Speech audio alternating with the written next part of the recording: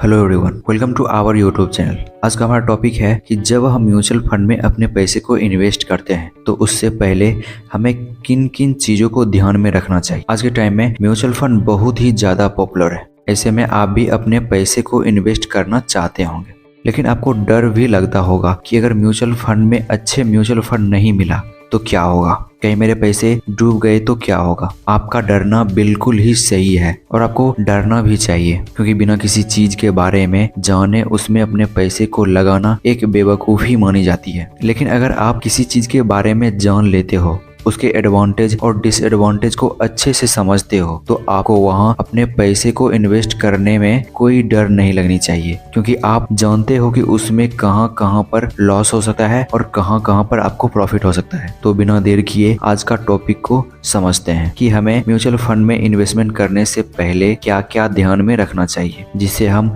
एक अच्छे mutual fund को खोज सके। अगर आपको म्यूचुअल फंड के बारे में कुछ भी नहीं पता है कि म्यूचुअल फंड क्या होता है, तो आई बटन में और डिस्क्रिप्शन में म्यूचुअल फंड क्या है उसका वीडियो दिया हुआ है, आप वहां से देख सकते हैं। हमने इसे पॉइंट वाइज बताया है ताकि आप इसे अच्छे से समझ सको। Point number 1, investment objection. Objection का मतलब है आप इन्वेस्टमेंट के बारे में क्या सोचते हो और आप इन्वेस्टमेंट क्यों करना चाहते हो और आपको कौन से पैसे को इन्वेस्ट करना चाहिए। यानी सिंपल भाषा में कहा जाए कि इन्वेस्टमेंट के बारे में आपके माइंड में जो भी सवाल आता है उसे लिख लें, उसका जवाब खोजने की कोशिश करें। Point number 2, risk tolerance. Mutual fund में इन्वेस्टमेंट करने से पहले रिस्क टॉलरेंस के बारे में जरूर याद रखें कि बाकी जगहों के अलावा यहाँ रिस्क कितना है। जैसे अगर आप पैसे को एफडी कराते हैं यानी फिक्स डिपॉजिट कराते हैं तो वहाँ पर लगभग रिस्क ना के बराबर होता है, लेकिन अगर आप म्यूचुअल फंड में अच्छे कंपनी को नहीं सिलेक्ट किए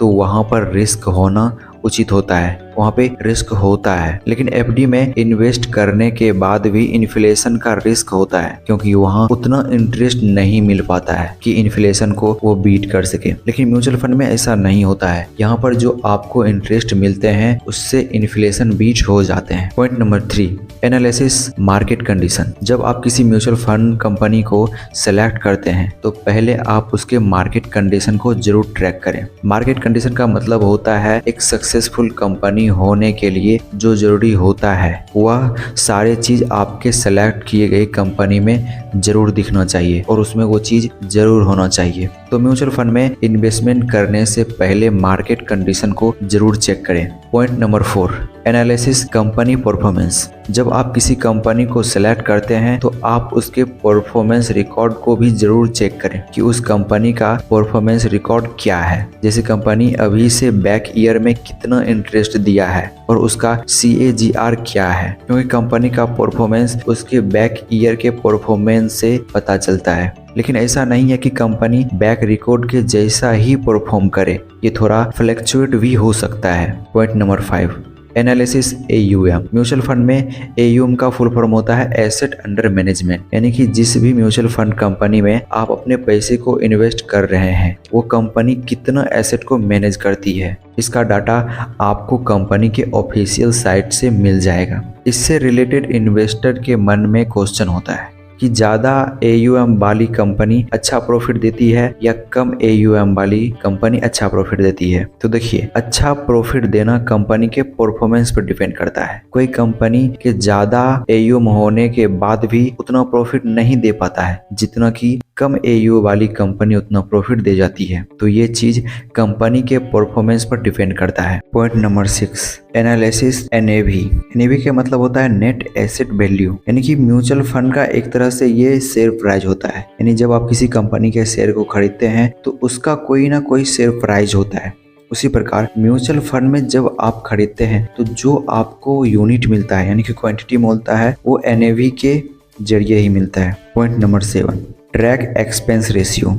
एक्सपेंस रेशियो का मतलब होता है कि जिस भी फंड कंपनी को आपने अपने पैसे को इन्वेस्ट करने के लिए दिए हैं उस कंपनी में जो भी एक्सपेंस होंगे, जो भी खर्चे होंगे वो आपसे ही लेंगे। तो एक अच्छा एक्सपेंस रेशियो ही आपको अच्छा प्रॉफिट दे सकती है। तो एक्सपेंस रेशियो हमेशा 1 से कम होना चाहिए, क्योंकि 1 से कम होने का मतलब है कि एक्सपेंस रेशियो लो है और आप उसमें इन्वेस्ट कर सकते हैं। Point number 8, analysis fund manager track record. Mutual fund में फंड मैनेजर का अहम रोल होता है, क्योंकि कंपनी के पास जितने भी फंड आता है उसे फंड मैनेजर ही मैनेज करता है। ऐसे में उसके बारे में जानना कंपलसरी होता है कि जो मैनेजर है वह किस तरह से फंड को मैनेज करता है और उसका बैक रिकॉर्ड क्या है। अगर उसका ट्रैक रिकॉर्ड अच्छा नहीं है तो वो इसमें अच्छा परफॉर्म नहीं करेगा। Point number 9, work on probability.